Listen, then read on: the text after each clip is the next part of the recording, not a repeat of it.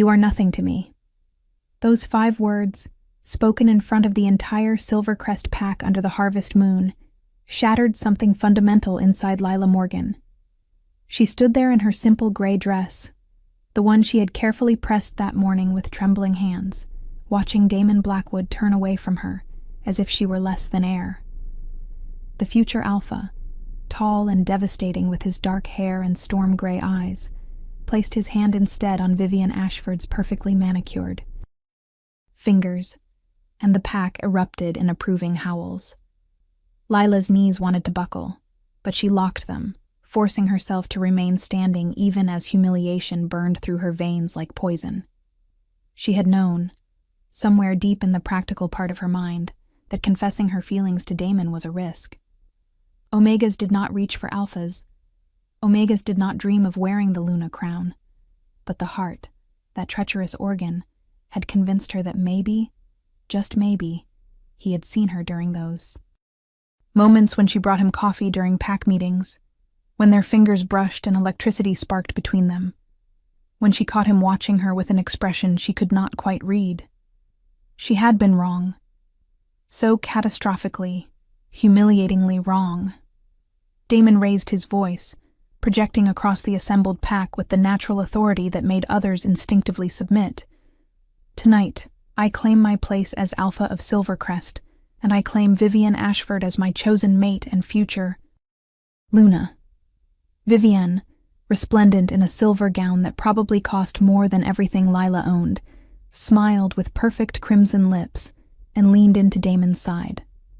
The blonde beauty caught Lila's eye across the crowd, and her smile sharpened into something cruel, something triumphant. Vivian had always known about Lila's pathetic crush, had taken every opportunity to remind the Omega of her place, and now she was reveling in her victory.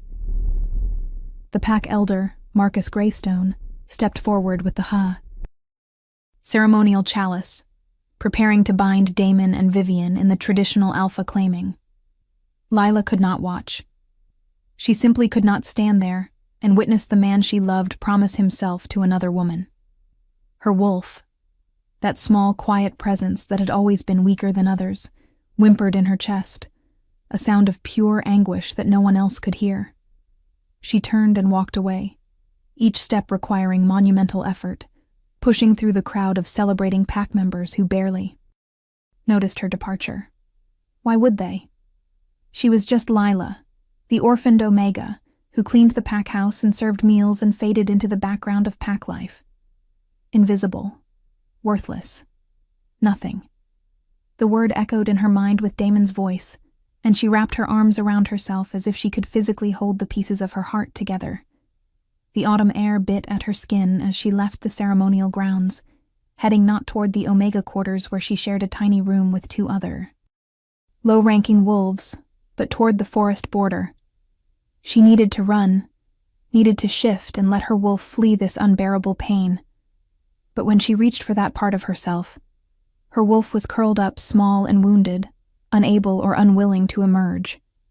Even her own wolf was abandoning her tonight. Lila made it to the edge of pack territory before the first sob broke free. Then another, and another, until she was standing among the ancient pines with tears streaming down her face and her body shaking with the force of her grief. 5 years. She had wasted 5 years loving someone who looked at her and saw nothing. 5 years of hope, of secret smiles, of believing that maybe someday he would see past her rank and recognize what was growing between them. But there had been nothing growing between them. That had all been in her imagination. A desperate fantasy constructed by a lonely girl who should have known better. The humiliation was almost worse than the heartbreak. She had stood in front of the entire pack and essentially declared her feelings, and Damon had rejected her without even the courtesy of privacy. He could have pulled her aside earlier in the evening when she had nervously approached him. He could have let her down gently, privately. Instead, he had waited until the most public moment possible to make it clear that she meant absolutely nothing to him. Crying alone in the woods. How very Omega of you. The voice came from behind her, feminine and dripping with false sympathy. Lila spun to find Vivienne standing there, somehow having followed her without making a sound. The soon-to-be Luna looked like a predator who had cornered easy prey, her blue eyes gleaming with malicious satisfaction. Did you actually think he would choose you? You, with your mousy brown hair and your second-hand clothes and your pathetically weak wolf? Vivienne laughed, the sound crystalline and cutting. Damon needs a strong Luna, someone who can stand beside him, not a scared little Omega who trembles every time someone raises their voice. You were delusional to even imagine it. Lila wanted to respond, wanted to defend herself. But what could she say? Everything Vivienne said was true. She was weak. Her wolf had never been strong, had never fully manifested the way other wolves did. She had no family, no status, no particular skills that made her valuable to the pack. She existed on the fringes, tolerated but not valued. I know what I am, Lila heard herself say, her voice rough from crying. You did not need to follow me out here to twist the knife, Vivienne. You won. Congratulations on your upcoming mating. She turned to walk away, deeper into the forest, anywhere that was not here having this conversation. But Vivienne was not finished. The other woman moved with supernatural speed, grabbing Lila's arm and spinning her around with enough force to make her stumble. Oh no, I am not done with you yet. You need to understand something very clearly. If you ever, and I mean ever, look at Damon the way you were looking at him tonight, if you ever try to come between us or make him doubt his choice, I will make your miserable little life so much worse than it already is. I will have you thrown out of this pack completely. You will be a rogue, Lila. Do you understand what that means? No pack protection, no territory, hunted by every wolf you encounter. Is that clear enough for you? The threat hung in the air between them, and Lila felt something shift inside her chest. Not her wolf, but something else. Something that had been slowly building beneath the grief and humiliation. Anger. Clean, clarifying anger that burned away the tears and straightened her spine. She looked directly into Vivienne's perfect face and spoke with a steadiness that surprised them both. You will not need to throw me out, Vivienne. I am leaving. Tonight. Right now. I am done with Silvercrest. Done with this pack. And done with both of you. The shock that flashed across Vivienne's features was almost worth everything. Almost. You cannot just leave. Omegas do not leave their packs. You would not survive a week out there alone. Then I will die free instead of living as nothing. Lila pulled her arm from Vivienne's grip, and this time when she walked away, the other woman did not follow. Lila did not go back to the pack house to gather her few possessions. She owned nothing worth returning for, nothing that mattered more than escaping this place and these people who had made her feel so small. She shifted into her wolf form despite the pain it caused, despite how her wolf whimpered and resisted, and she ran. She ran through territory she had known her entire life, past the borders that were supposed to keep her safe, and into the unknown wilderness beyond. If you are enjoying this story, do not forget to leave a like and subscribe to the channel for more emotional stories like this one. Behind her, the sounds of the mating celebration faded into silence. Ahead of her, the forest was dark and full of dangers she had been taught to fear. But Lila ran toward it anyway, because anything, even death itself, was better than staying in a place where she was nothing. The first week was the hardest. Lila had never been outside pack territory before, had never had to hunt for herself, or find shelter without the structure of pack life to support her. Her wolf was too weak to take down anything larger than rabbits, and even that exhausted her. She found a small cave in the mountainous region north of Silvercrest and made it her temporary den, sleeping fitfully with one ear always alert for danger.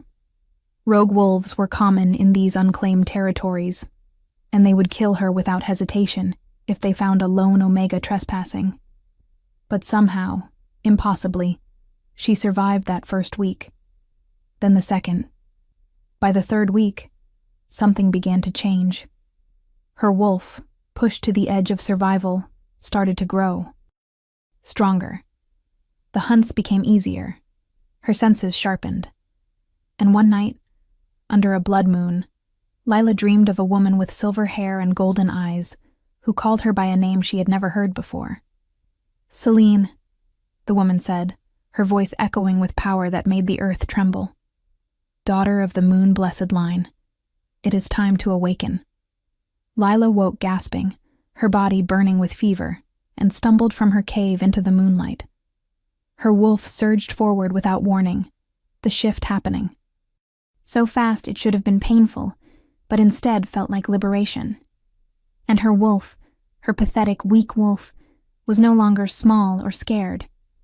She was massive, easily twice the size she had been before, with fur that gleamed silver-white in the moonlight and eyes that glowed with ancient power. Lila threw her head back and howled, a sound that echoed through the mountains and sent every creature within miles fleeing in terror. She did not understand what was happening to her, but she could feel it. Something awakening in her blood, something that had been sleeping her entire life waiting for this moment. The humiliation and heartbreak that had driven her from Silvercrest had been necessary. She had needed to break completely before she could transform into what she was meant to be. 3 years passed in those mountains. 3 years of training with a pack so ancient and isolated that most wolves believed they were only legend. The Moonshadow Pack, led by Alpha Kale Nightshade, found Lila, wandering in her transformed state, and recognized immediately what she was. Moon-blessed. A bloodline that appeared once every few generations, producing wolves with power that rivaled the strongest alphas. Kyle, a massive black wolf with scars that told stories of countless battles, took her in and trained her personally. He was hard, demanding, pushing her past every limit she thought she had, but he was also fair, and he never once made her feel like she was less than anyone else. Under his guidance, Lila learned to fight, to lead, to command the respect that was her birthright. She learned the history of her bloodline, discovered that her parents had been killed by rivals who feared what their daughter might become, and understood why she had been hidden away as a weak Omega in an unremarkable pack. It had been protection, a way to keep her hidden until her power manifested. But that time was over now. Kyle also taught her about the prophecy, ancient words carved into stone in the Moonshadow Temple that spoke of an Alpha Queen who would unite the fractured packs of the realm. Born of shame and forged in fire, the Silver Wolf will rise when hope seems lost. She will wear no crown given by others, but will claim her throne through strength and sacrifice. 3 packs will kneel before her, and the old ways will be restored. Lila traced the words with her fingers, her heart pounding as she realized the prophecy was describing her. Everything that had happened, the rejection, the humiliation, the exile, had been leading to this. She was not weak. She had never been weak. She had been dormant, waiting for the right catalyst to unlock what she truly was. And now that she had awakened, now that she had trained and grown and claimed her power, it was time to fulfill her destiny. On the eve of her departure from the Moonshadow Pack, Kale called her to his private chambers. The Alpha leader looked at her with something that might have been pride or perhaps sadness. It was difficult to tell with his scarred face and perpetually stern expression. "You are ready, Celine. The packs south of here are in chaos. The treaties are failing. Old grudges are erupting into violence. They need someone strong enough to force peace, someone with the authority that comes from ancient bloodlines and the strength to back up that authority. But I must warn you, returning to the place that rejected you will be the hardest test of all." Lila, who had taken to using her bloodline name Celine, though she still thought of herself as Lila in quiet moments, nodded. She knew he was right. She had to return to Silvercrest. Not for revenge, though she would be lying if she said the thought did not bring some dark satisfaction, but because Silvercrest was strategically positioned between three major territories. If she could claim that pack, she could use it as a foundation to build the alliance the prophecy foretold. I am not the same girl who ran away 3 years ago, Celine said, her voice carrying the confidence that came from knowing exactly who and what she was.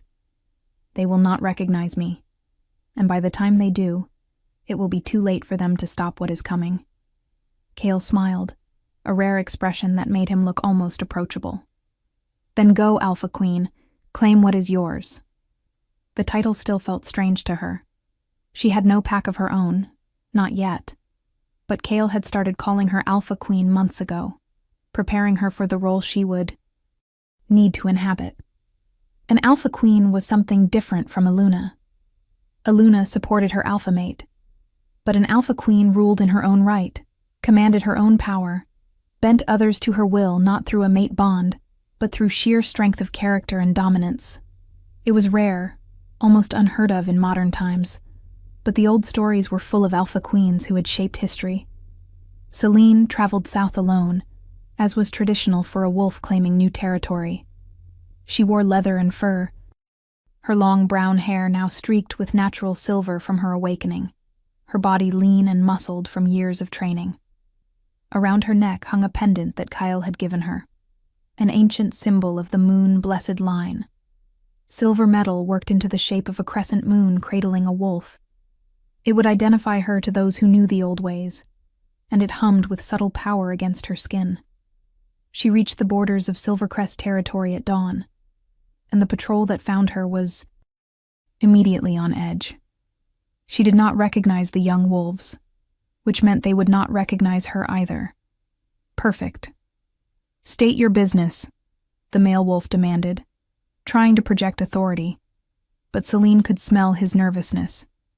He sensed her power, even if he did not understand what he was sensing, and it made him afraid. I am here to speak with your alpha. I have information regarding the prophecy of the Silver Wolf and the coming unification. That would get their attention. She had heard rumors during her journey that several packs were searching for the prophesied Alpha Queen, hoping to either ally with her or eliminate her before she could upset the existing power structures. The patrol exchanged glances, and one of them, a female with red hair, shifted nervously. Alpha Blackwood does not meet with unmated females without his Luna present. Pack law. Of course, Vivian would have implemented that rule. Insecure females in power always tried to eliminate any potential threats to their position. Celine smiled, and there must have been something predatory in that expression, because both wolves took a step back. Then, summon them both. Tell Alpha Blackwood that someone has information about a wolf he lost 3 years ago. Someone named Lila Morgan. That should be sufficient to earn me an audience. She watched understanding dawn on their faces. The Omega who had disappeared was still remembered then. That was interesting. She had assumed she would have been. Completely forgotten by now. The patrol leader nodded stiffly and spoke into a communication device, relaying her message. Within minutes, the response came back, granting her permission to approach the pack house under escort. Celine walked between the two nervous patrol wolves, taking in the familiar territory with new eyes. Everything looked smaller than she remembered. The great pack house that had once seemed imposing now looked merely adequate. The training grounds where alphas had seemed like gods now held ordinary wolves going through basic drills. 3 years and a complete transformation of perspective had changed everything. The pack house doors opened and Damon Blackwood stepped out, and Celine felt her heart stutter despite all her training and preparation. He looked older, harder, as if the years had not been kind to him. There were lines around his mouth that had not been there before, shadows under his eyes that spoke of sleepless nights. He was still devastatingly handsome, still radiated alpha power, but there was something diminished about him that she could not quite identify. Vivian stood beside him, and if Damon looked worn, his Luna looked triumphant. She had gained weight in the way of well-fed, comfortable wolves, and her beauty had a sharp, maintained quality that suggested significant effort. When Vivian's eyes landed on Celine, there was no recognition, only assessment and immediate dislike. Good. Let her be blindsided when the truth came. Out. What do you think will happen next? Leave your predictions in the comments below. Damon descended the steps and stopped a respectful distance away, his alpha aura pressing against Celine in what was probably meant to be an intimidation tactic. She did not even flinch, meeting his storm gray eyes directly and letting her own power rise to meet his. His eyes widened fractionally as he realized she was not submitting, was not even struggling against his dominance display. If anything, her power was matching his, perhaps even exceeding it. My patrol says you have information about Lila Morgan, Damon said, his voice carefully neutral. It has been 3 years since she left this pack. What could you possibly know? Celine tilted her head, studying him as if he were a specimen under glass. I know she did not die in the wilderness like everyone assumed. I know she found her way to the Moonshadow Pack in the northern mountains. I know she trained with Alpha Kale Nightshade himself. And I know she awakened a bloodline that makes her one of the most powerful wolves alive. She paused, letting that sink in. But you probably want to know if she is coming back. The answer to that is yes. In fact, she is already here. The confusion on their faces would have been comical if Selena's heart was not pounding so hard she was afraid they would hear it. Damon looked past her as if expecting to see someone else, while Vivian's expression had gone from dislike to calculation. Clearly, trying to determine if this stranger represented a threat. It was time. Celine reached up and pulled back the hood of her cloak, letting the morning sun illuminate her face fully. She watched Damon's expression shift from confusion to shock, to something that might have been horror or wonder, or both. "Hello, Damon," she said softly, using her old name because she wanted him to understand exactly who was standing in front of him. "It is me, Lila. Or perhaps I should use my true name now. Celine of the Moon-Blessed Line, trained by Alpha Kale Nightshade and prophesied Alpha Queen of the United Packs. I have returned to Silvercrest, but not as the Omega you rejected. I am here to offer you a choice. You can voluntarily ally with me and keep your position as Alpha of this pack under my rule, or I can challenge you for leadership and take it by force. I am going to claim Silvercrest either way. The only question is whether you will be smart enough to bend the knee before I have to break." You. The silence that followed her declaration was absolute. Somewhere in the pack house behind them, someone dropped something that shattered against the floor. Wolves who had been going about their morning business had frozen, staring at the impossible scene unfolding before them. The weak Omega who had run away in disgrace was back, claiming to be some kind of prophesied queen, and she was threatening their alpha. It should have been laughable. It would have been laughable if not for the undeniable power radiating from her, the way she stood with perfect confidence, the silver streaks in her hair that caught the light like metal, and the ancient pendant around her neck that those familiar with old pack lore would recognize immediately. Vivian recovered first, her shock transforming into fury. "You pathetic little Omega. How dare you come back here making insane claims and threatening my mate? Guards, arrest her immediately for trespassing and threatening an alpha." Several large wolves moved forward from positions around the grounds, but they hesitated when they got close to Celine, their wolves recognizing something that made them reluctant to actually touch her. Celine did not even glance at them, keeping her eyes locked on Damon. "Call off your guards, Damon. We both know they will not be able to force me to do anything I do not want to do. Stop wasting everyone's time and give me your answer. Ally or challenge. Choose now." Damon raised a hand, and the guards stopped, though they remained tense and ready. He was staring at Celine as if seeing a ghost, his expression cycling through emotions too quickly to identify. "You are Lila," he said, and his voice had gone rough. "I can see it in your eyes, hear it in your voice now that I am listening. But you are also something else. something I do not understand. The moon-blessed line was supposed to be extinct. There have not been any verified moon-blessed wolves in over a century. Clearly the reports of our extinction were exaggerated, Celine replied, with a slight smile that held no warmth. My parents hid me by suppressing my bloodline, making me appear as a weak omega so their enemies would not find and kill me before I could awaken. It worked. I survived. I awakened. And now I am here to fulfill the prophecy that has been waiting for someone like me. The packs are fragmenting, Damon. You know this.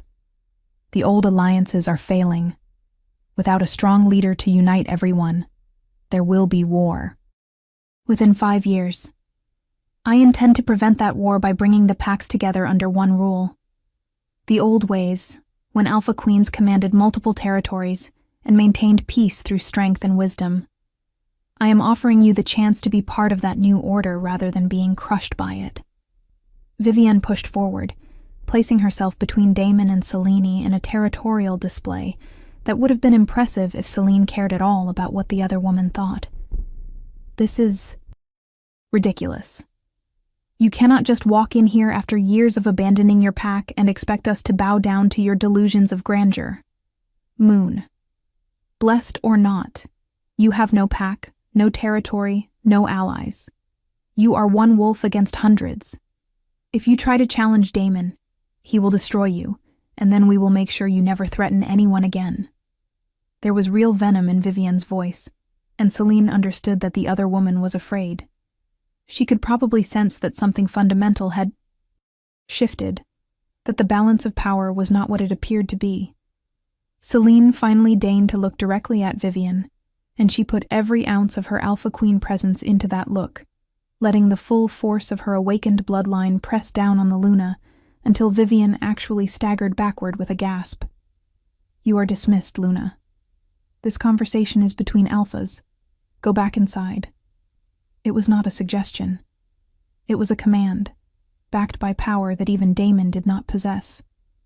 To Vivienne's obvious horror and rage, her wolf responded to that command, forcing her to take another step back, to lower her eyes, to submit. The Luna of Silvercrest had just been dominated by an outsider in front of her entire pack. The humiliation on Vivienne's face was a mirror of what Celine had felt 3 years ago, and some small, petty part of her reveled in it. But mostly she just felt tired of these games. She had not come here for revenge, even though revenge would be satisfyingly easy. She had come here because she had a destiny to fulfill, and these people were either going to help her or get out of her way. Damon's hand on Vivienne's shoulder stopped the Luna from doing something spectacularly stupid. Go inside, Viv, he said quietly. And after a long moment of visible struggle, Vivienne turned and stalked back into the pack house, fury evident in every line of her body. Damon watched her go, then turned back to Celine. And now it was just the two of them, alpha to alpha. Former packmates separated by 3 years and a transformation neither of them could have predicted. You have changed, Damon said unnecessarily. The Lila I knew would never have spoken to anyone that way, would never have commanded such presence. She was gentle, kind, afraid of her own shadow. Celine felt something twist in her chest at the past tense, at the casual way he spoke of who she used to be as if that girl had died. Maybe she had. The Lila you knew was surviving in a pack that made her believe she was worthless. The Lila you knew was in love with an alpha who looked at her and saw nothing. That Lila had to leave in order to become who she was always meant to be. You did not reject weakness, Damon. You rejected your true mate before she had the chance to awaken. I should probably thank you. If you had accepted me that night, I might have spent my whole life as a Luna, supporting you, never discovering my own power. Your rejection set me free to become this. She gestured to herself, to the powerful, confident woman she had become. So, thank you for breaking my heart. It was the best thing that ever happened to me. The pain that flashed across Damon's face was unmistakable. and Celine felt the mate bond between them suddenly flare to life, a golden thread of connection that she had been suppressing since the moment she stepped back onto Silvercrest territory. The bond had always been there, even when she was too weak and too suppressed to feel it. Properly, even when Damon had rejected her and chosen Vivian instead. True mate bonds could not be severed by choice or denial. They could only be ignored, and ignoring them caused a low-level agony that never quite faded. Judging by the way Damon's hand went to his chest, by the way his eyes widened as if seeing something for the first time, he was feeling that bond now too, feeling it with the full force of 3 years of suppression suddenly released. "You are my mate," Damon whispered. And he sounded devastated. The bond. I can feel it now. How did I not feel it before? How did I reject my own mate? Because I was suppressed, Celine explained with more patience than she felt. My bloodline was locked down so thoroughly that even the mate bond was muted. You felt something, I know you did, but it was not strong enough to overcome your prejudice against Omegas, your desire for a powerful Luna who would strengthen your political position, your need to meet everyone's expectations of who you should choose. The bond was there, Damon, but you ignored it. You chose Vivian, mated with her, made her your Luna, and I ran away. By the time I awakened and the bond became undeniable, you had already made your choice. And that choice was not me. She kept her voice steady, professional, not letting him see how much it still hurt to remember that night. But that is all in the past now. I am not here to discuss our personal history. I am here on business. Alpha, too. Alpha, do you ally with me, or do I challenge you for your pack? Damon looked like he wanted to say something about the mate bond, about the past, about everything they had lost and could potentially reclaim. But he was also an alpha, trained since birth to put pack welfare above personal desires, and he recognized that this moment was bigger than both of them. I need time to think, he said finally. You are asking me to submit to your authority, to accept you as a superior alpha, to restructure our entire pack hierarchy. I cannot make that decision in 5 minutes on my front lawn. Give me 3 days to consult with my council, to verify your claims about the prophecy, to understand what allying with you would actually mean for Silvercrest. It was a reasonable request, and Celine appreciated that he was at least taking her seriously, rather than dismissing her claims outright. 3 days, she agreed. I will stay in neutral territory at the border. Send word when you have made your decision. But understand, Damon, if you choose to fight me, I will not hold back because of who we once were to each other. I will do whatever is necessary to claim this pack. I understand, Damon said, and there was a wealth of meaning in those 2 words. He understood that she was serious. He understood that she had changed. He understood that the girl he had rejected no longer existed. What he did not seem to understand yet was that she did not need him anymore, did not need his acceptance or his approval. She had come to offer him an alliance of equals, but if he forced her hand, she would take his pack and his title, and he would have nothing. She inclined her head in acknowledgement, a gesture that was not quite a bow, but recognized his authority within his own territory, then turned to leave. She made it 5 steps before Damon's voice stopped her. Lila, Celine, whoever you are now, I am sorry. For that night, for what I said, for not seeing what was right in front of me. You deserved better than what I gave you. Celine looked back over her shoulder, and she let him see the truth in her eyes. Yes, I did. But apologies changed nothing, Damon. You made your choice. Now you have to live with the consequences. 3 days.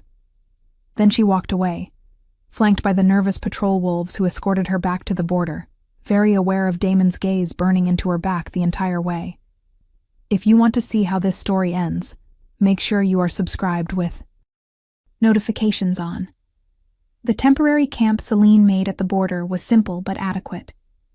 She did not need much, having spent 3 years living in far more primitive conditions in the northern mountains. She hunted a deer and cooked it over an open fire, ate in peaceful silence under the stars, and tried not to think about the way Damon had looked at her when the mate bond snapped into his awareness. She had spent 3 years training herself not to want him, not to need him, not to care what he thought or felt. Most days she succeeded, but seeing him again, being close enough to touch, feeling that bond hum between them like a living thing, had cracked something in the armor she had built around her heart. She hated that he still affected her, hated that some small part of her, the part that was still Lila underneath all the power and confidence, wanted him to choose her this time, wanted him to realize what he had lost and fight to get it back. But that was not why she was here. She was here for the prophecy, for the mission, for something greater than her own hurt feelings and unresolved romantic drama. She settled into her bedroll and closed her eyes, reaching for sleep, when she heard footsteps approaching her camp. Multiple sets of footsteps, moving with predatory stealth. She was on her feet with her hunting knife in hand before they broke through the tree line, her senses screaming danger. 5 wolves, all in human form, all radiating alpha energy that identified them as warriors or guards. And at the front of the group was Vivienne, dressed now in combat leathers and wearing an expression of pure hatred. "I told Damon I was going to inspect the border patrol," Vivienne said conversationally, as her wolves spread out to surround Celine's camp. "He is in council meetings with the elders, trying to figure out what to do about you. He has no idea I am here.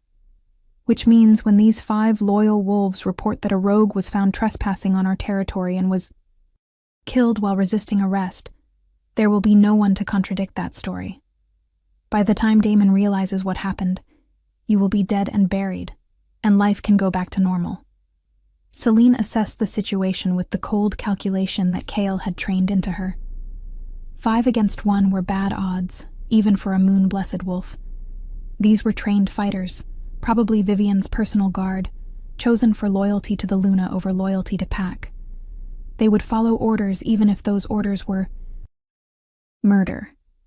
She could shift and try to outrun them, but that would show weakness, and she would be pursued.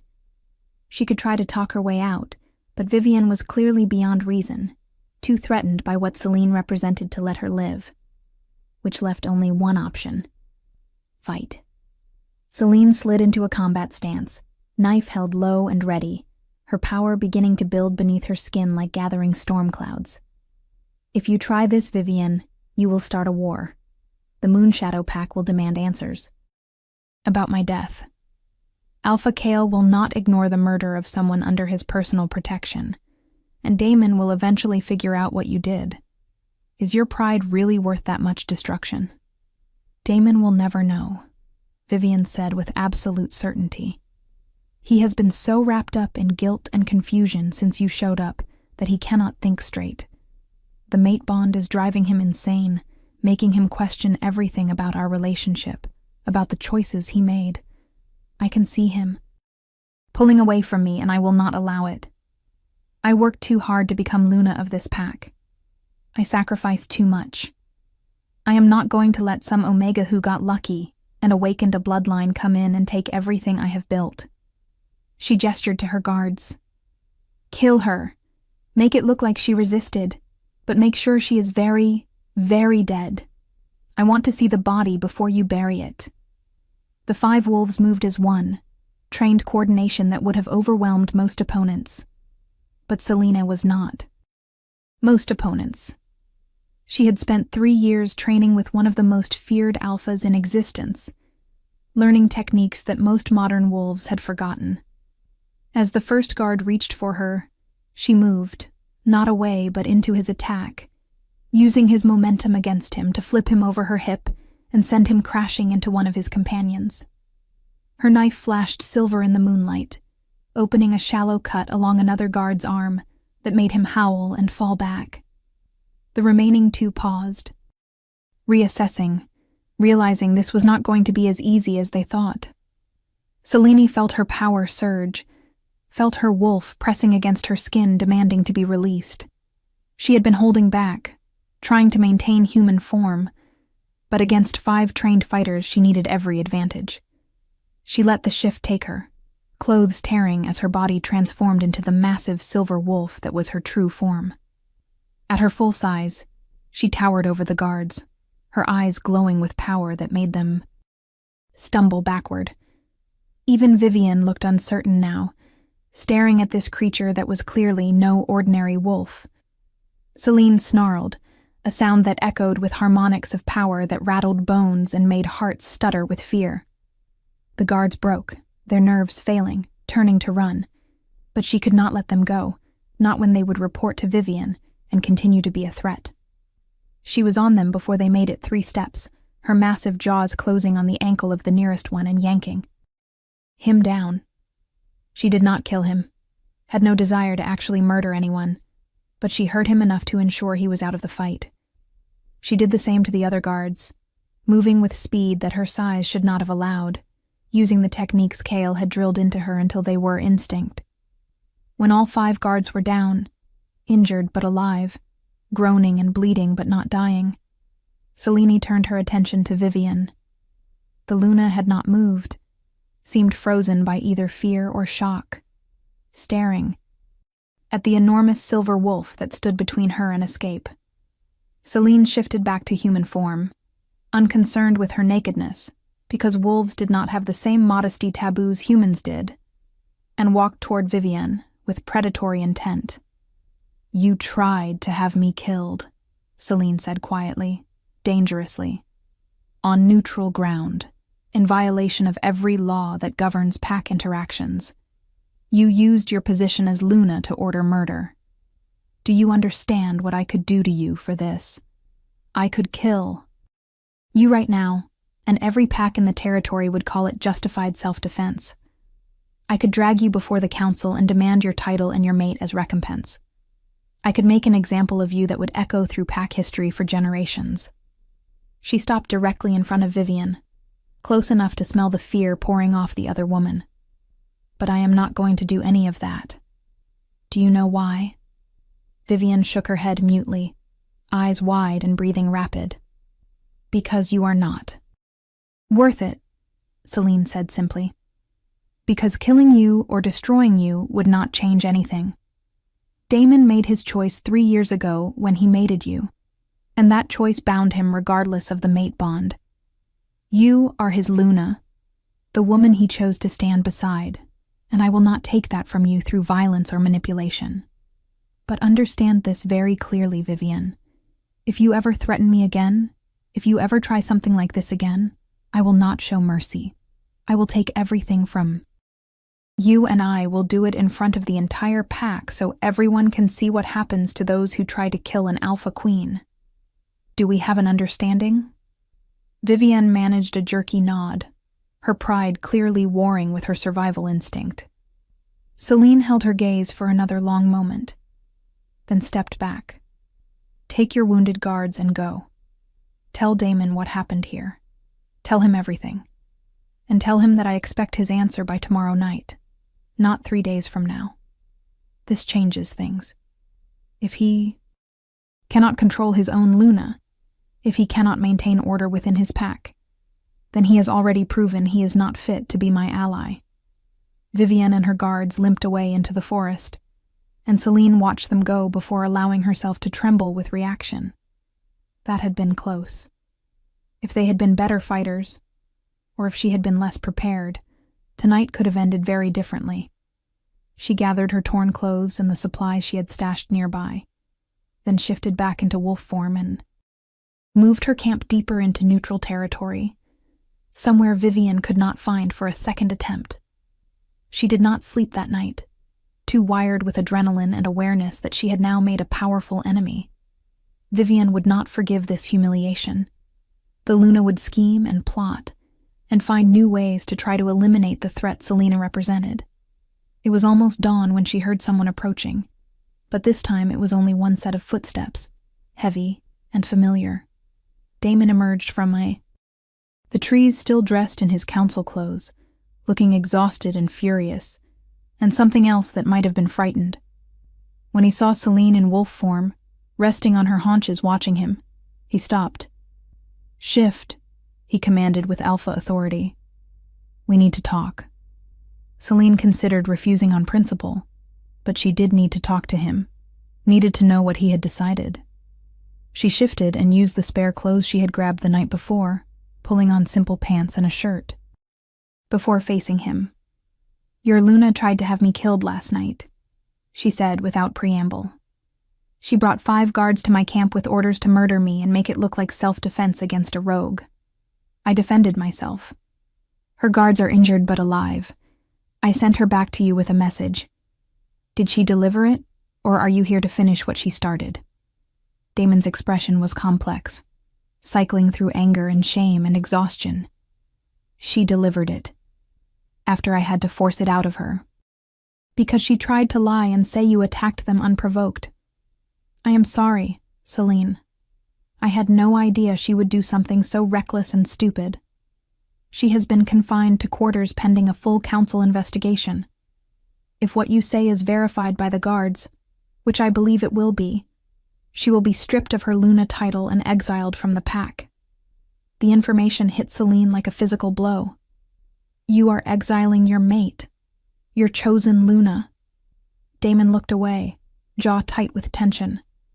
"She tried to murder someone under a flag of negotiation. She violated fundamental laws.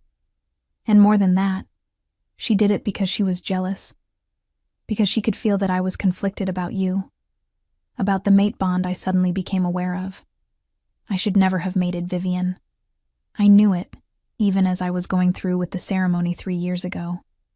My wolf was howling in protest, trying to tell me I was making a terrible mistake, but I ignored it. I told myself I was choosing stability over emotion, political advantage over personal feeling. I told myself that what I felt for you was just attraction, not the mate bond, because you were too weak to be my Luna.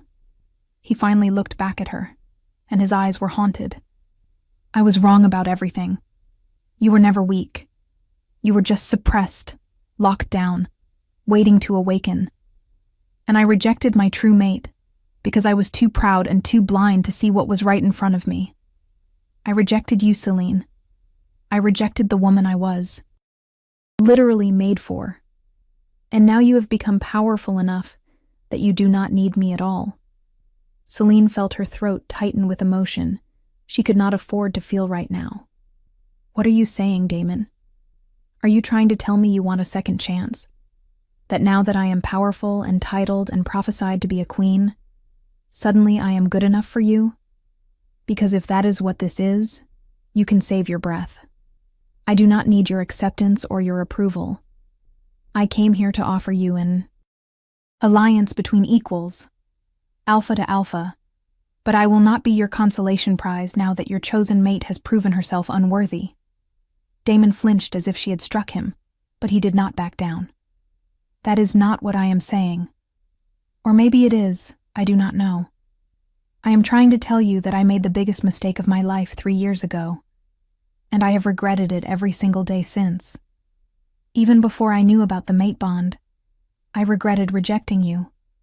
You were kind and gentle and genuine in a world full of politics and manipulation. You looked at me like I was worth something beyond my title, and I threw that away because I was afraid of what others would think if I chose an Omega Luna. So, this is about guilt then, Celine said, keeping her voice carefully neutral, even as her heart was breaking all over again. You want forgiveness, so you can stop feeling bad about your choices. I am sorry, Damon, but I cannot give you that. What you did to me, the way you rejected me. In front of the entire pack, how you made me feel worthless and invisible, that scarred me in ways I am still healing from. I do not hate you for it anymore.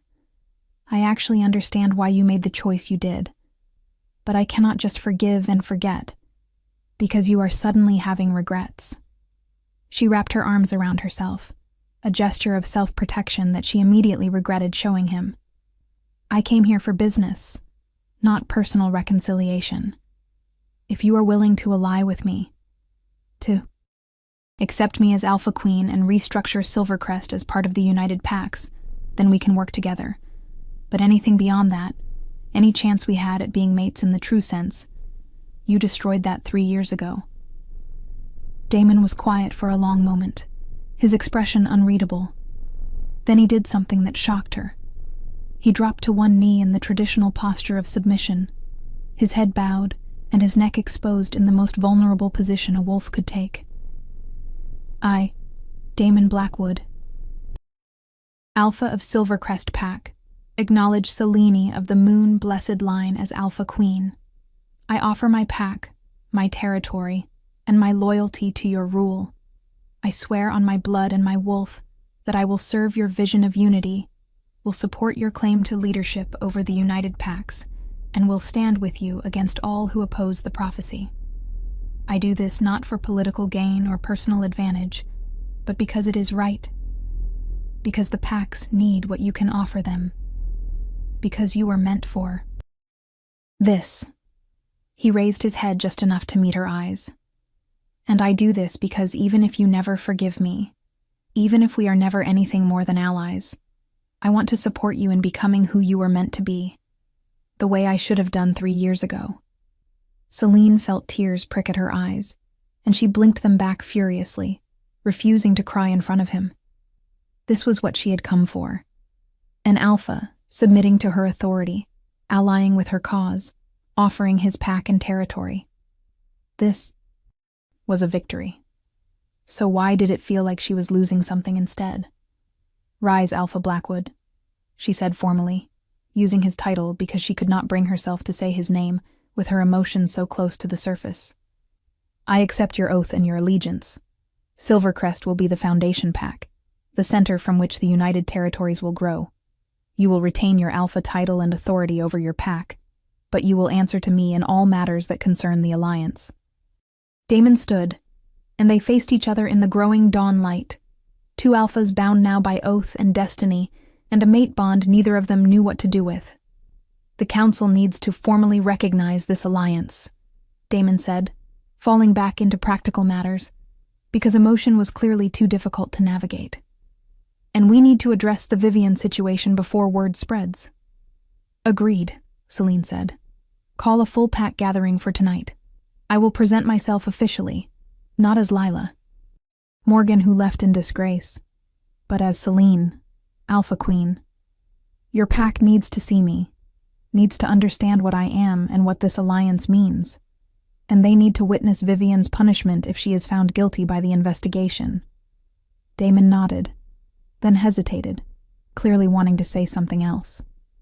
Selena waited, watching him struggle with words. For what it is worth, Selene, I am proud of who you have become. The strength you found, the power you claimed, the destiny you are fulfilling. None of that would have happened if you had stayed here, if I had accepted you that night. You needed to leave, needed to break completely, in order to transform. I understand that now. I understand that rejecting you was necessary for the prophecy to unfold, but that does not make it hurt any less, knowing I am the villain in your origin story. The honesty in his voice nearly undid her carefully maintained composure. She looked at this man who had broken her heart, who had rejected her at her most vulnerable, who was now kneeling to her authority and offering her everything she had come to claim.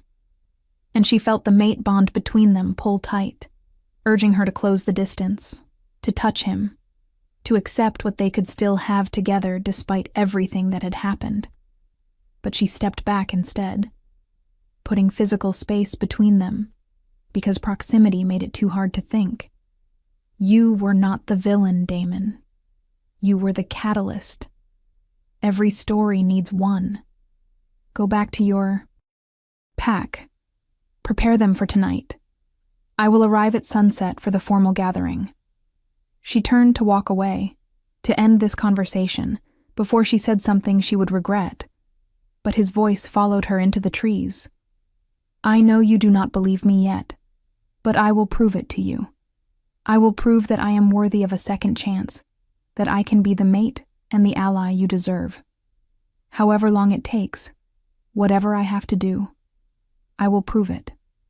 Celine did not respond, just kept walking, her heart pounding and her wolf howling with confusion and longing and pain. This was supposed to be simple. Claim the pack, move on to the next territory, fulfill the prophecy. She was not supposed to still feel something for the man who had rejected her. She was not supposed to care that he was suddenly saying all the things she had once desperately wanted to hear. She was not supposed to want him still, despite everything, despite the years and the pain and the distance she had worked so hard to create. The day passed in careful preparation.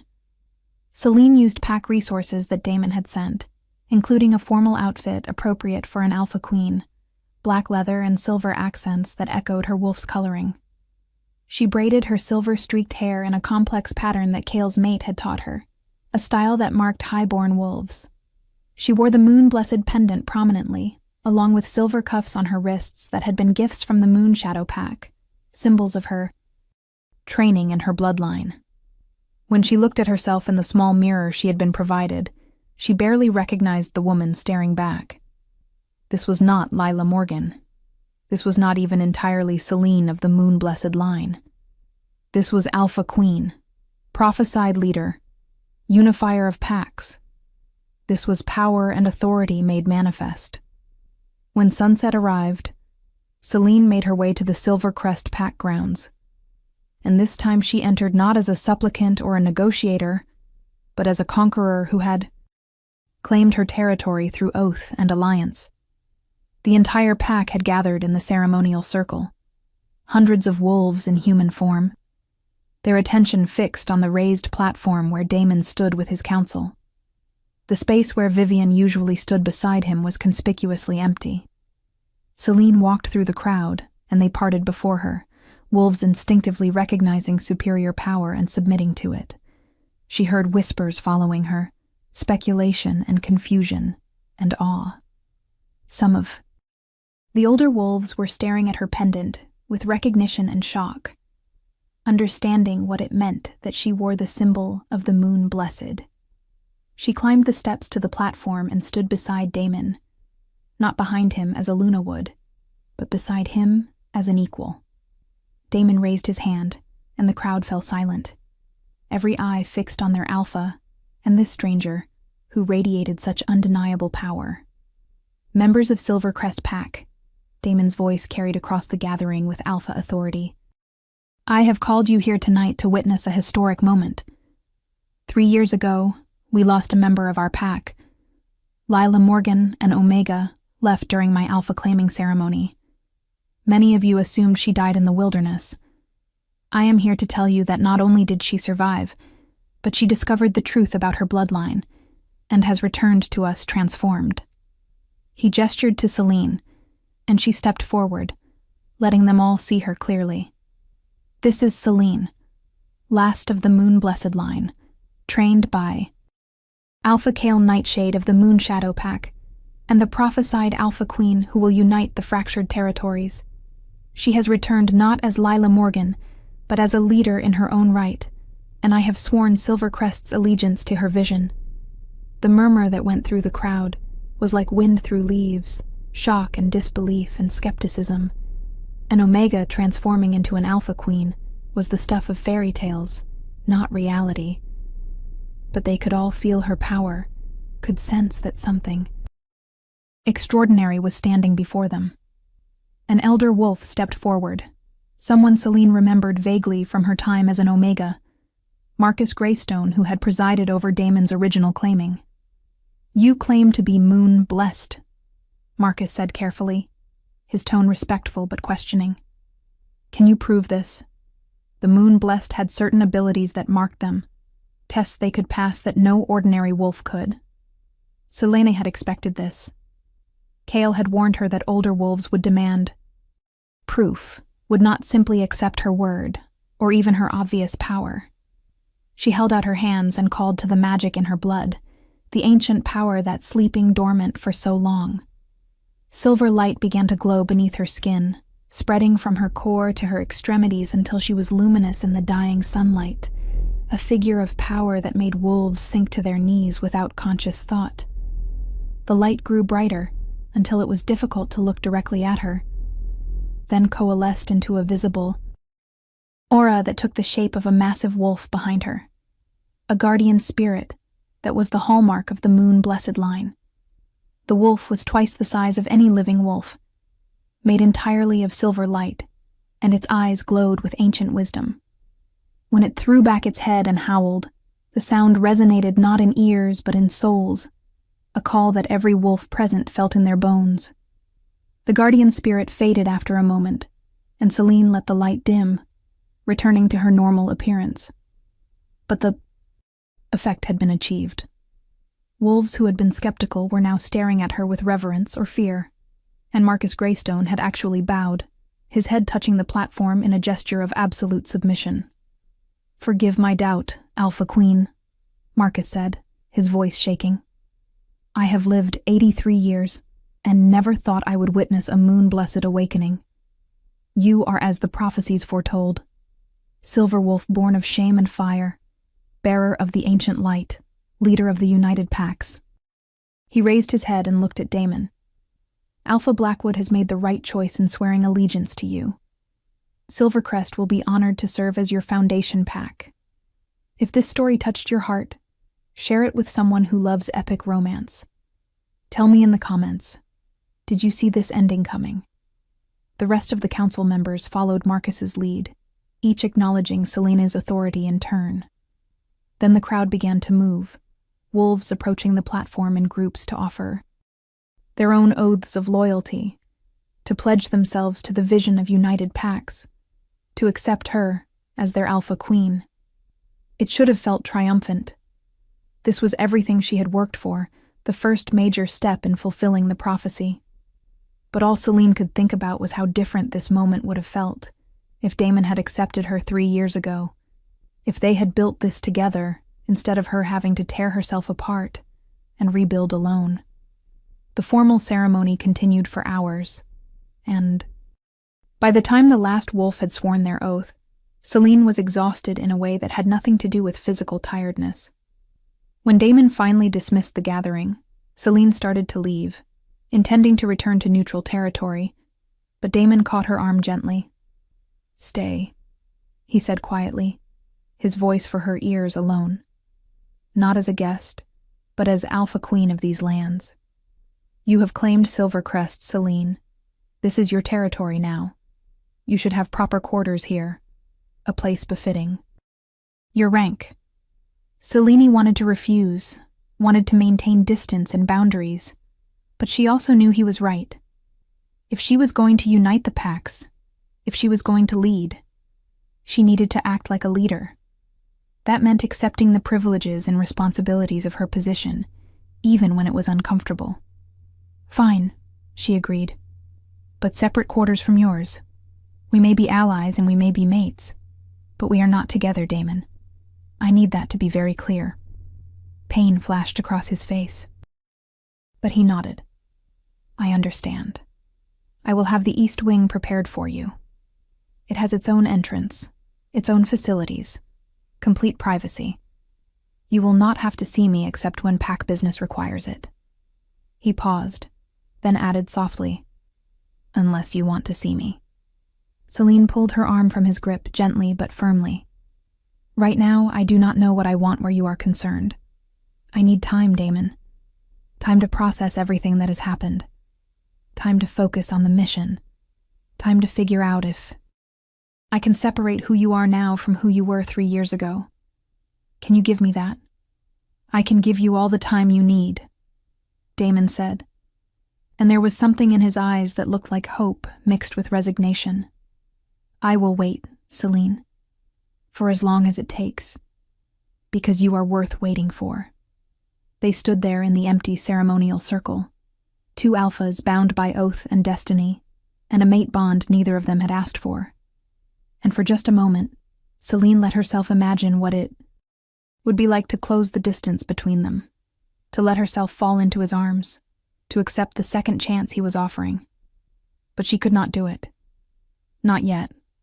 Maybe not ever. So she simply nodded and walked away, heading to the east wing that would be her new home, and she did not let herself look back. Because looking back meant acknowledging how much she still wanted him, and she could not afford that weakness. Not when she had packs to unite, and a prophecy to fulfill, and a destiny that was bigger than any one wolf's broken heart. The weeks that followed established a new rhythm. Selene worked tirelessly with Damon and the council to reorganize Silvercrest according to the old ways, implementing the structures that would allow it to serve as the foundation for the united packs. They abolished the Omega classification, redistributing wolves based on skills and abilities rather than birth rank. They established new training protocols that Kale had sent from Moonshadow, techniques that would make their warriors among the best in the territories. They reached out to neighboring packs, carefully testing the waters for potential allies, and began building the network that would eventually encompass all the fractured territories. It was exhausting work that required Selene's constant attention, but she threw herself into it with single-minded focus, because staying busy meant she did not have to think about personal matters. Damon was true to his word about giving her space. He was professional in council meetings, respectful in public interactions, and kept his distance whenever they were alone. But Selene could feel him watching her, could sense the mate bond pulling between them like a physical thing, urging them together. She could feel his wolf calling to hers, and her own wolf was growing increasingly agitated at being denied their mate. It was torture, being this close to him, working beside him every day, feeling the connection between them grow stronger, while maintaining the walls she had built to protect herself. And then there was the Vivienne situation. The investigation had confirmed everything Selene had reported, and Vivienne had been stripped of her Luna title and exiled from the pack. But before she left, the former Luna had made a final appearance before the council, and her words had been poison. "You think you have won," Vivienne had said, addressing Selena directly with hatred burning in her eyes. "You think you have claimed everything I lost, the pack, the title, the alpha. But you will never truly have Damon, not the way I did. Because he chose me, Selene. He chose me when he could have chosen you. He chose me and mated with me, and I know him in ways you never will. That bond, that history, it does not just disappear because you have become powerful. He will always remember what we had, and you will always be his second choice. Congratulations on your throne, Alpha Queen. I hope it keeps you warm at night." The words had hit harder than Selene wanted to admit, because Vivienne was right. Damon had chosen her, had completed the mating bond with her, had spent 3 years building a life with her. Even if that bond was now broken, even if Vivienne was exiled and Damon was swearing he wanted a second chance, the history remained. Selene would always know that she was not his first choice, not the one he picked when his heart was free to choose. She was the prophesied mate, the political necessity, the woman he realized he should have chosen only after she became too powerful to ignore. 2 months into her time at Silvercrest, a messenger arrived from the Moonshadow pack. Kale himself was coming to visit, to see how Selene was progressing with her mission, to assess whether Silvercrest was truly prepared to serve as the Foundation pack. Selene felt relief at the news. Kale had been her mentor and protector, the one who had trained her and believed in her when she was still learning to believe in herself. Having him here would provide perspective and support during what was increasingly feeling like an overwhelming situation.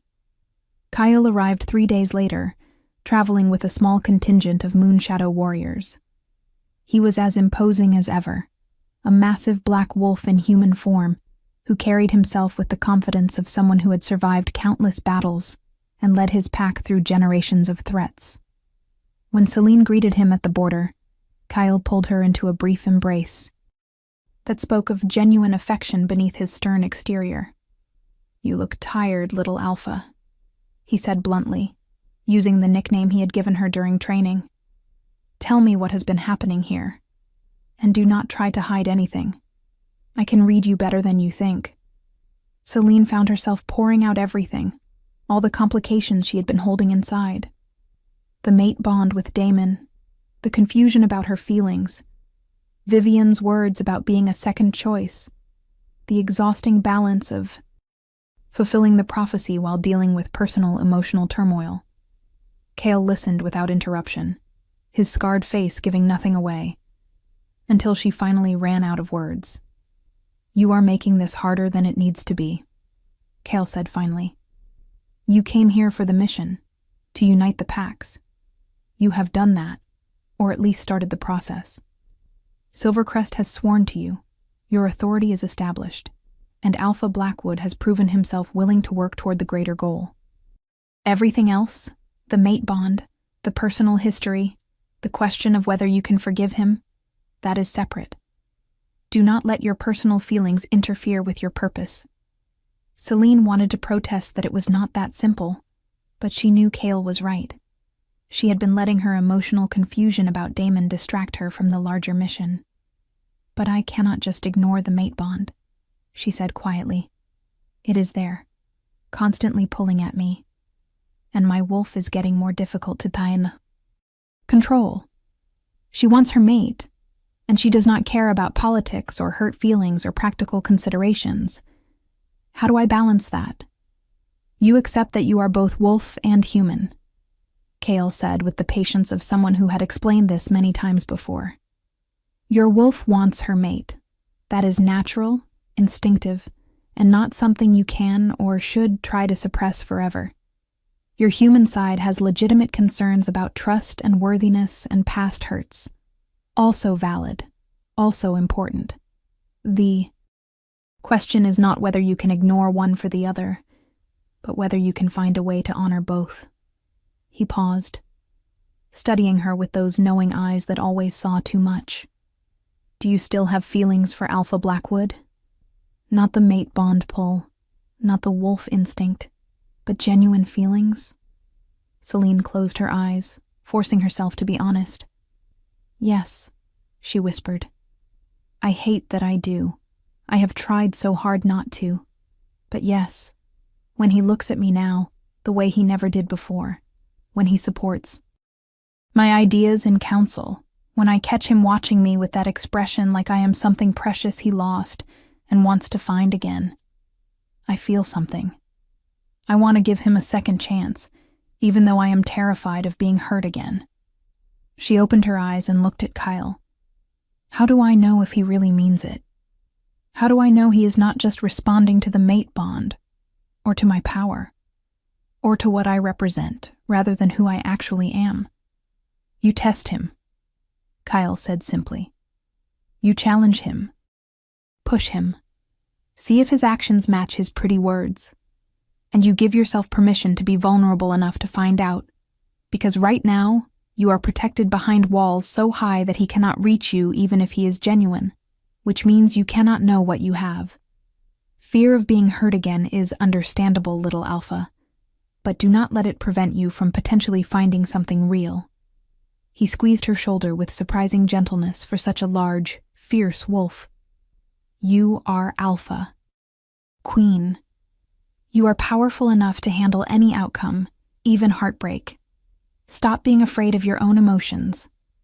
His words stayed with Celine as preparations began for Cale's formal visit to the pack.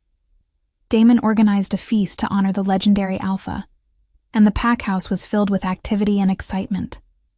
Celine found herself in the unusual position of not knowing what to wear, wanting to look appropriate as host and Alpha Queen, but also aware that this would be a social event rather than a political one. She settled on a dress that Cale's mate had sent as a gift months ago, deep blue fabric that flowed like water and somehow made her silver-streaked hair look intentional and striking rather than strange. When she descended to the feast hall, she found Damon already there, greeting guests.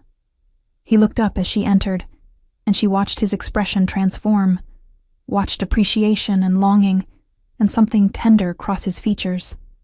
He crossed to her immediately, offering his arm, in the traditional gesture of escort. "You look beautiful," he said quietly, and there was no political calculation in his voice, Just honest appreciation. Thank you, Celine managed, taking his arm because refusing would be churlish, and she was trying to follow Cale's advice about being open to possibilities.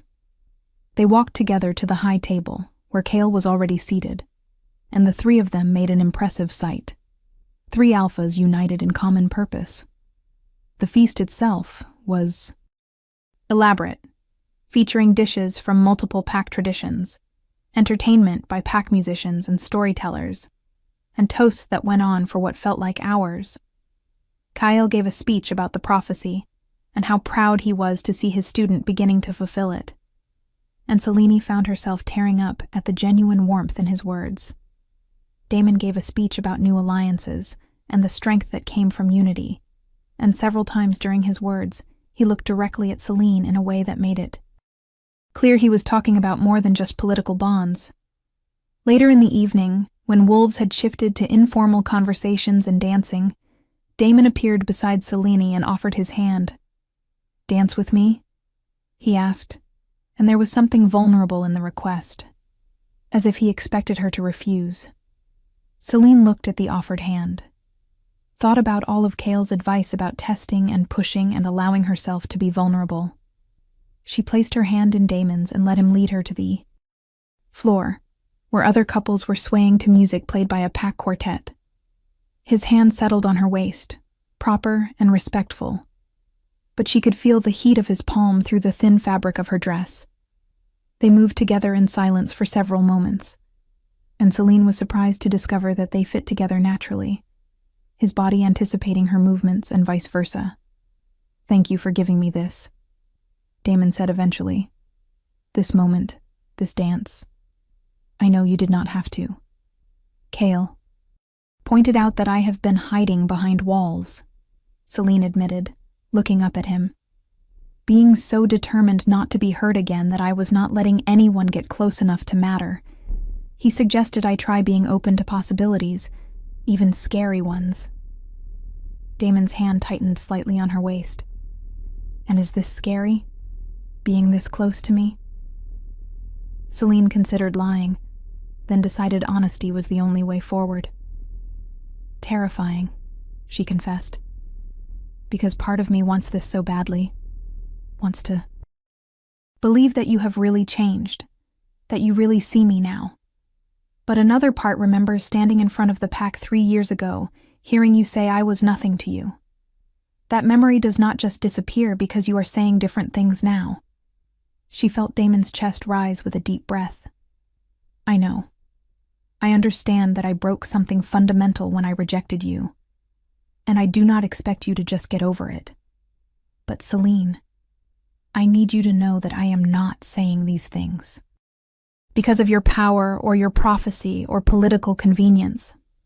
I am saying them because I have spent 3 years realizing what an incredible person you are, what I lost, how completely I failed to see what was right in front of me."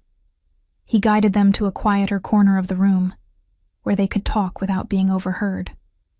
"I was in love with you back then, Celine. I was just too much of a coward to admit it, even to myself." The confession hit Celine like a physical blow. "Do not say that," she whispered. "Do not tell me you loved me while you were choosing Vivian, while you were rejecting me in front of everyone. That does not make sense." Damon's eyes were intense, holding hers with an honesty that was almost painful to witness. "It makes perfect sense if you understand that I was terrified. You made me feel things I had never felt before, things I could not control or compartmentalize. When you looked at me, I felt like I could be someone more than just the future. Alpha, someone real and vulnerable and human. And that scared the hell out of me because alphas are not supposed to be vulnerable. We are supposed to be strong and decisive, and in control at all times. Choosing you would have meant admitting I had feelings I could not explain or justify, admitting that an Omega had somehow become the most important person in my world. So I chose Vivian instead, because that choice made sense, fit expectations, kept me safe from really feeling anything. That is possibly the most selfish thing I have ever heard," Celine said. but there was no heat in her words. She was too busy trying to process what he was telling her. You rejected me because accepting me would have required emotional honesty. You broke my heart because you were scared of your own feelings? Damon nodded, his expression miserable. Yes. And I have regretted it every single day since. Living with Vivian, pretending our mating bond was enough, trying to convince myself I had made the right choice. It was torture. Because I knew somewhere deep down that I had given up the real thing for a politically convenient substitute. And then you came back, transformed and powerful and so far beyond my reach. And I realized I had lost my chance permanently. Until the moment the true mate bond snapped into place and I understood that the universe had always known what I was too stupid to see. They had stopped dancing, just standing in the corner holding on to each other while the feast continued around them. Celine felt tears threatening and she blinked them back fiercely. I do not know if I can trust this, Damon. You say all these beautiful things, but how do I know you will not change your mind again when things get difficult? How do I know I am not just a shiny new challenge that will lose its appeal once you actually have me? Damon lifted his free hand and cupped her face with a gentleness that made her breath catch. You do not know, he said honestly. You cannot. No, not with absolute certainty, because that is not how relationships work. People change, feelings evolve, and there are never guarantees. But I can promise you this. I will spend every day proving that I mean these words. I will support you, stand beside you, fight for you, and with you. I will put your needs and the needs of our mission ahead of my pride or comfort. And I will never, ever make you feel like you are anything less than extraordinary. I cannot undo the past, Celine, but I can shape the future if you will let me. Celine found herself leaning into his touch despite her best intentions. You hurt me so badly, she whispered. I do not know if I can survive being hurt like that again. Damon's thumb brushed across her cheekbone, catching a tear that had escaped despite her efforts. Then I will just have to make sure I never hurt you again. However long it takes, whatever I need to do to earn your trust, I will do it. You are my mate, Celine. The universe chose us for each other. And I refuse to let my past mistakes prevent us from having the future we were meant to share. He leaned forward slowly, giving her plenty of time to pull away, and pressed his forehead against hers in the intimate gesture wolves use to signify trust and connection. Celine closed her eyes and let herself feel it, the mate bond singing between them, her wolf practically purring at finally being close to her mate, her own heart yearning for this despite all her fears. I cannot promise anything, she finally said, her voice barely audible. I am not ready to just jump into a relationship and pretend the past did not happen. But maybe I can try. Slowly, carefully, let you prove that you mean what you are saying. She felt Damon's exhale of relief against her skin. That is all I am asking for. A chance. Time to prove myself. I will take whatever you can give me, Celine, and I will cherish it. They stood like that for another long moment. Then Celine pulled back gently. We should return to the feast. People are going to talk if they see us disappearing into corners. Damon smiled, and it was the first genuinely happy expression she had seen from him since she returned. Let them talk. But you are right. We should at least try to maintain some decorum. He offered his arm again, and this time when she took it, it felt less like political necessity, and more like a choice she was actively making. The rest of the evening passed in a blur. Celine was hyper-aware of Damon's presence beside her, of the way he unconsciously positioned himself to be touching her. Small points of contact, like his knee against hers under the table, or his hand briefly on the small of her back when he needed to pass behind her chair. She was also aware of wolves watching them, calculating the change in dynamics between their alpha and the alpha queen. Let them calculate, she thought. Her personal life was her own business. When the feast finally wound down and guests began departing, Kale pulled Selene aside. "You are handling this well, little Alpha. Better than I expected, honestly. I thought you would resist for much longer." Selene raised an eyebrow.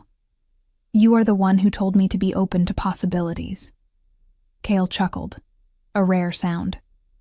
"And you actually listened. I am impressed. Alpha Blackwood is a good male, Selene. Not perfect, clearly has made his share of mistakes. But he has a strong core. If you decide to give him that second chance, I think you will find he has learned from his failures." "I hope so," Selene said quietly. "Because if he breaks my heart again, I will not recover from it. Not this time." Kale's expression became serious. "If he breaks your heart again, I will personally destroy him. No one hurts my student twice and lives." He said it matter-of-factly, as if discussing the weather, but Selene knew he meant every word. She hugged him impulsively, grateful for his protective instincts, even as she hoped they would never be necessary. "Thank you for everything, Kale. For training me, believing in me, pushing me to be better. I would not be here without you." Kale returned the hug briefly, then pushed her away, suddenly gruff. "Of course you would be here. The prophecy is not wrong, Selene. You were always going to become Alpha Queen. I just helped polish the rough edges. Now go. Rest. Tomorrow we will discuss expanding your alliance to the Western Territories. Politics never sleeps, even if Alphas should." Occasionally. Selene made her way to the East Wing, exhausted in a way that felt good rather than draining. The evening had been emotionally intense, but in a productive way, pushing her forward rather than holding her in place. She changed into sleeping clothes and was about to climb into bed when she heard a soft knock at her door. She opened it to find Damon standing there looking uncertain. "I just wanted to make sure you were all right," he said quickly, as if afraid she would slam the door in his face. "Tonight was a lot, emotionally. I did not want you to feel pressured or uncomfortable about anything that was said." Selene looked at this powerful alpha standing in her doorway like a nervous teenager, and she felt something soften in her chest. "I am all right," she assured him. "Actually, more than all right. Tonight was good, Damon. Confusing and scary, but good. Thank you for being honest with me." Damon's shoulders relaxed fractionally. "I should let you rest. I just needed to check. Needed to see you one more time before..." He trailed off, clearly not sure how to finish that sentence. Selene made a decision that surprised her as much as it clearly surprised him. She stepped back and opened the door wider. "Come in. Just for a few minutes. I think we need to talk about what happens next, how we navigate this while still maintaining our professional relationship and our focus on the mission."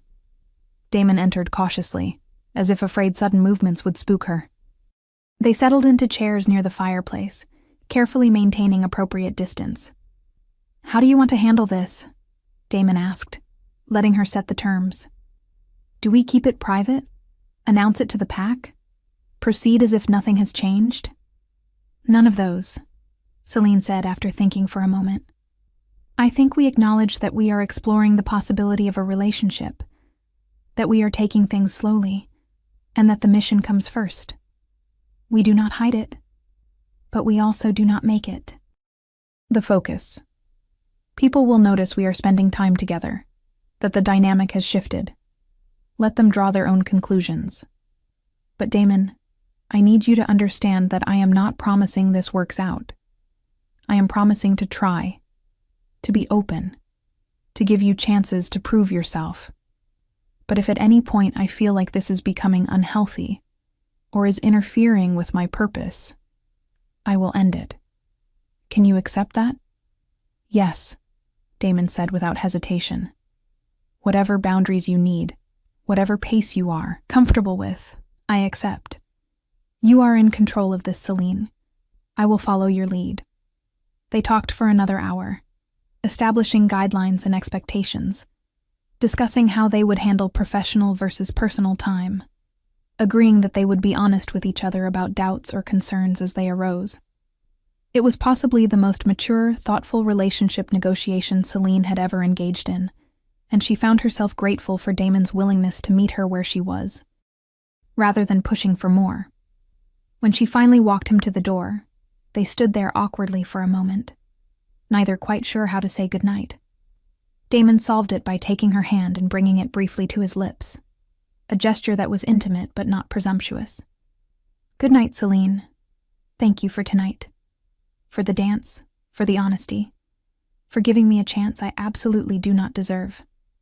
I will see you at tomorrow's council meeting."